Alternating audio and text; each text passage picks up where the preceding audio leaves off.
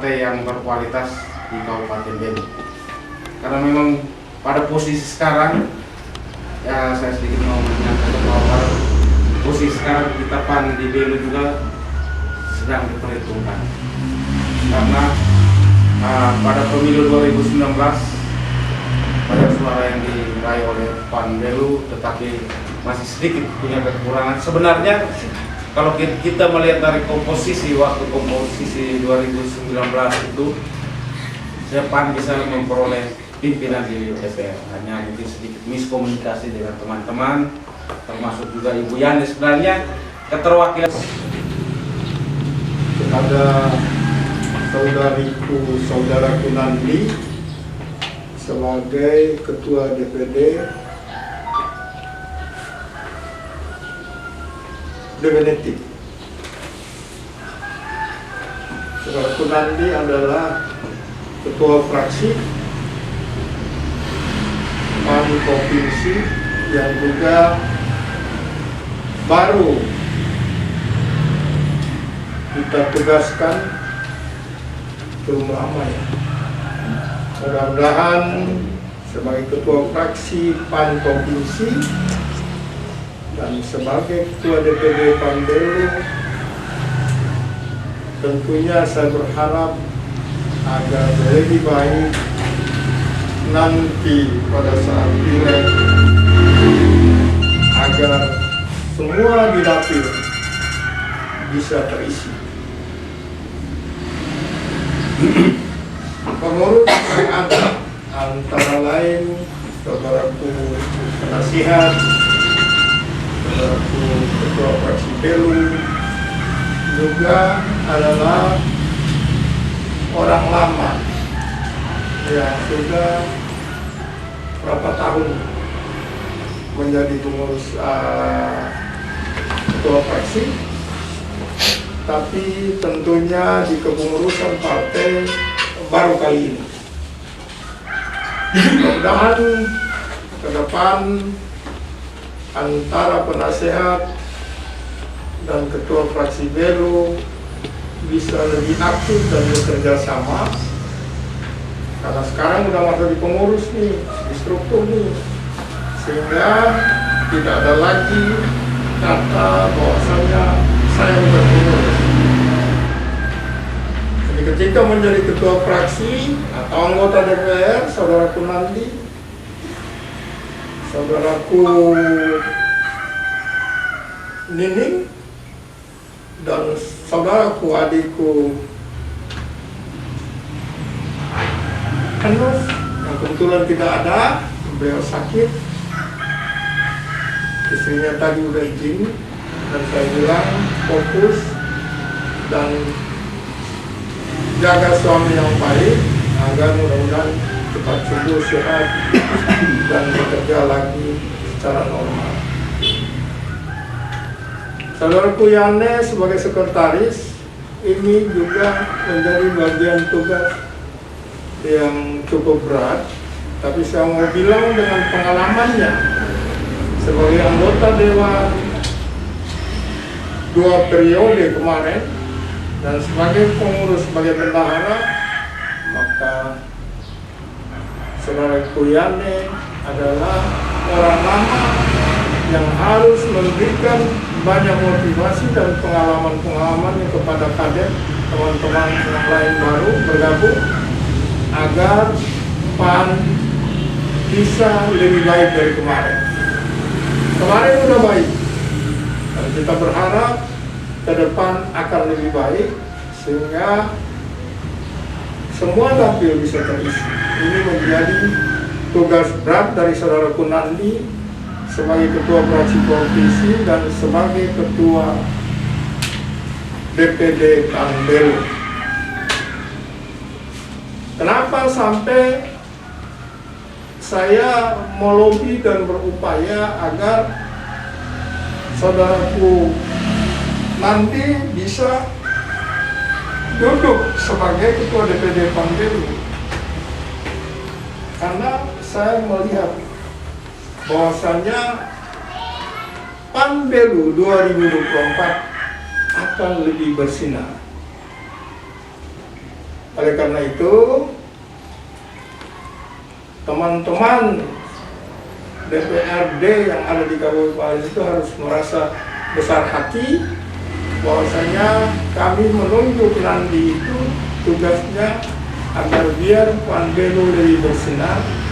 Karena kemarin kami DPW sudah menyiapkan kader untuk maju sebagai orang kedua di Belu, adalah saudara itu Yane Boni. Kita sudah berikan rekomendasi, tinggal bagaimana bargaining, dan kalau oke kita berkoalisi. Kami kelihatan kekuatan di Belu sudah punya masing-masing kandidat, masing-masing orang, sehingga kita tidak bisa mendapatkan itu. Dan kita harus berjiwa besar bahwasanya ketika kader potensial juga belum bisa maju, maka sebagai partai kita tetap ikut berkontribusi dalam demokrasi, yaitu pilkada. Maka kita tunjuk Pak Willy Lai kemarin. Hitung-hitungnya udah mantap, udah ini semua bagus, tapi ternyata di lapangan kita kalah dikit. Gak apa-apa, kita harus jiwa besar dan kita membangun hubungan yang baik dengan Pak Willy Lai. Saya lakukan itu, dan juga kita membangun hubungan baik dengan pemerintah. Ini penting agar PAN itu dilihat bahwasanya kita ingin berbaur dan membuka diri agar semua masyarakat melihat PAN itu manis, sehingga mereka ingin bergabung agar membantu PAN ini 2024 agar bisa lebih besar. Kalau tentang struktur, kalau di kita partai politik itu kan kolektif kolegial. Nah, kalau undang ini kan pada awalnya itu dimanapun, di DPT, di DPW, seperti ini banyak. Tapi nanti dalam perjalanannya itu rapat-rapat itu biasanya dia mulai turun. Nah, saya berharap agar kader PAN yang baru ini, dan harus diberikan contoh oleh teman-teman yang lama, agar kita ini kolektif saling mengisi. Nah, kalau misalkan ada acara-acara, ada rapat, misalkan kalau tidak bisa hadir apa, tolong disampaikan pada ketua atau sekretaris atau teman DPR, sehingga jelas bahwasanya orang ini memang tidak datang, teman ini tidak datang karena alasan ini, alasan sakit itu wajib, harus betul-betul dijaga. Alasan orang meninggal ya, kalau meninggal mungkin ada nikah, ada apa, tapi yang penting intinya disampaikan. Nah, kalau saya lihat kemarin itu ada banyak diundang, susah, rumah PAN ada tapi ditutup, tidak pernah dibuka. Bagaimana kita bisa bilang terbuka kalau rumah PAN saja tertutup?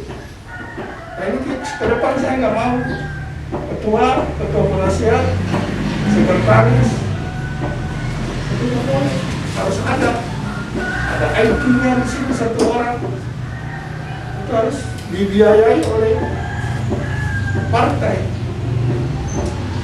harus ada komputernya karena perintah ketua umum. Medsos itu harus jalan.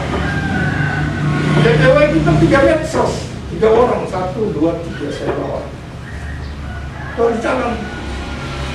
Sementara ini yang belum turun konsolidasi secara visual, maka kita mainkan medsos itu. Ada waktu kita turun lagi, sehingga popularitas itu perlu diangkat. Kenapa ketum itu keliling safari terus berputar itu tujuannya kalau disurvei elektabilitas partai terangkat. Kenapa? Kalau terangkat maka orang banyak masyarakat ingin bergabung dengan PAN.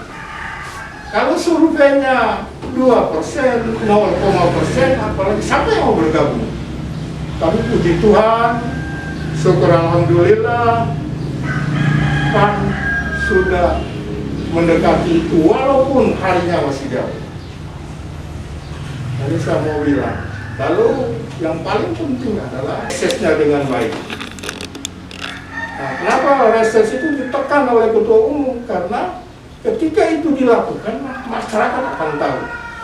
Saya belum tahu ya, Dewan Panderu apa reses itu dilakukan atau tidak.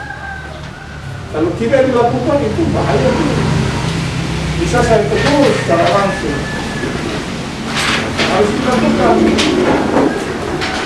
Sehingga mereka masyarakat merasa bahwa setelah jadi DPR turun lagi. Kira-kira seperti itu. Untuk kepengurusan, misalkan kalau ada teman, karena kita belum tahu kan, ini baru nih. Saya mau bilang dengan pengalaman di DPW, DPP, dan teman-teman lain. Itu nanti di kepengurusan ada saja. Ada yang tukang mokok, ada yang tukang hasut, ada yang sengaja menghambat. Itu tidak perlu dipikirkan. PAN tetap jalan tanpa Awang Noto Prawiro ketua DPW, PAN tetap PAN dan PAN tetap jalan. Kira-kira seperti itu. Apalagi kader yang di bawah. Ini saya mau bilang. Sehingga pekerjaannya bisa diambil alih oleh ketua dan diserahkan pada teman yang lain. Itu kolektif kolegial. Jadi jangan sampai bilang saya ini sebagai ketua ini, kalau saya nggak ada, tidak boleh dikerjakan. Di partai politik tidak ada seperti itu. Tetap jalan. Dan selalu berkoordinasi dan berdiskusi dengan ketua. Karena dia itu adalah simbol partai. Sehingga jangan merasa bahwasanya ketika posisi ini bahwa tanpa dia lalu pekerjaannya tidak bisa dihandle oleh orang. Ini yang perlu saya jabarkan kepada saudara-saudaraku, kader-kader yang saya sayangi. Mudah-mudahan PAN lebih baik, Panderu lebih baik. Yang kedua, seperti dibilang penasihat partai, jangan saya katakan bahwasanya Dewan adalah tempat saya untuk bagaimana mengembangkan partai, karena ini juga ada bagian dari dapur saya.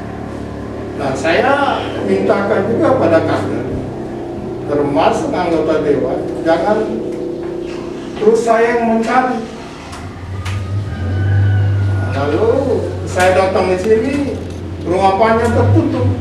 Seperti yang kemarin itu. Mau cari susah, mau komunikasi susah. Ini nggak boleh nih. Bagaimana partai besar? Saya saja datang susah, saya hubungi, saya cari susah. Apalagi masyarakat yang mau minta, atau kader di bawah yang mau minta masukan atau petunjuk. Bagaimana bisa? Ini yang di Belu saya alami kemarin. Kalau kita kasih masukan juga sulit, nggak mau terima. Kadang-kadang ada kata lagi bilang, oh ini urusan saya di Kabupaten Belu, bukan urusan ketua DPW. Kan susah nih cara pandang seperti itu. Nah ini penting nih ketua penasehat, Mayane, Linding. Tolong disampaikan, untuk selalu diarahkan bahwa kita tidak ada sekat yang jauh. Saya sebagai ketua DPW tidak membuat sekat yang tebal. Istilah saya sekatnya sekat refleks. Jadi kalau adik-adik dorong mau pukul langsung tembus. Saya ketemu di mana aja pasti bisa tuh. Nggak ada yang formil itu nggak ada. Kita diskusi di mana aja bisa. Di bawah pohon di mana. Agar PAN ini bisa dianggap partai terbuka, partai kader. Karena kalau udah bilang partai kader, partai terbuka, lalu kita mau diskusi aja susah kan? Itu prerogatif. Saya contoh ini, saya di mana-mana saya apa adanya. Gak perlu nuntut yang berlebihan, harus turun pakai selendang. Gak usah yang itu. Saya rubah pola itu. Dan ternyata berhasil, PAN provinsi naik. Cukup naik tinggi dan diperhitungkan sekarang. Kalau di pemerintah kita kritisi. Jadi kita mendukung, tapi juga kritisi ketika program-programnya kurang memihak pada rakyat atau aturan-aturan untuk menuju situ mungkin jauh atau berseberangan dengan aturan dari pusat. Seperti tadi dibilang ketua fraksi, jangan dipaksakan, kritisi aja, perlu dirubah atau memang nggak bisa, ditolak dengan catatan atau ditolak, tidak ada masalah tuh. Ini yang perlu saya sampaikan. Nanti harus juga lebih banyak ke sini. Ada reses harus turun, ada acara-acara apa harus turun. Kalau info saya, kalau saya ada waktu, saya ikut. Karena saya harus keliling 22 kabupaten. Tidak juga harus di Belu, tapi tentunya di Dapil, di Daratan Timur sama Sumba, saya lebih prioritaskan. Karena nanti juga saya maju caleg dari Dapil ini kan. Sehingga saya perlu pengenalan, biar masyarakat lebih banyak tahu. Kemarin kita kalah dikit-dikit. Sekarang lagi cari caleg pendamping di bawah-bawah itu. Kalau bisa kan dapat yang mantan-mantan bupati itu. Lagi berupaya mantan sekda atau tokoh betul-betul yang mau bertarung. Karena kalau kita salah pilih juga, awalnya mereka janji itu yang tinggi-tinggi. 10.000 suara, ternyata ada 1.000, 2.000 suara. Ini susah banget. Mudah-mudahan kita cari sama-sama ya. Saya bantu adik-adik cari caleg juga, provinsi, adik-adik juga harus berikan informasi kepada saya. Oh di Belu ada siapa yang kira-kira mau maju di Belu, kita survei nanti. Di Malaka ada siapa, TPS ada siapa, ingin buka panas ini. Ini yang perlu saya sampaikan. Bagus. Jadi masih jelasnya masih ada lagi. Terima kasih banyak semua kader. Saya memahami karena kurang ya era COVID ini, lalu mungkin undangannya terlalu cepat ya. Yang nggak apa-apa. Mudah-mudahan berikut-berikut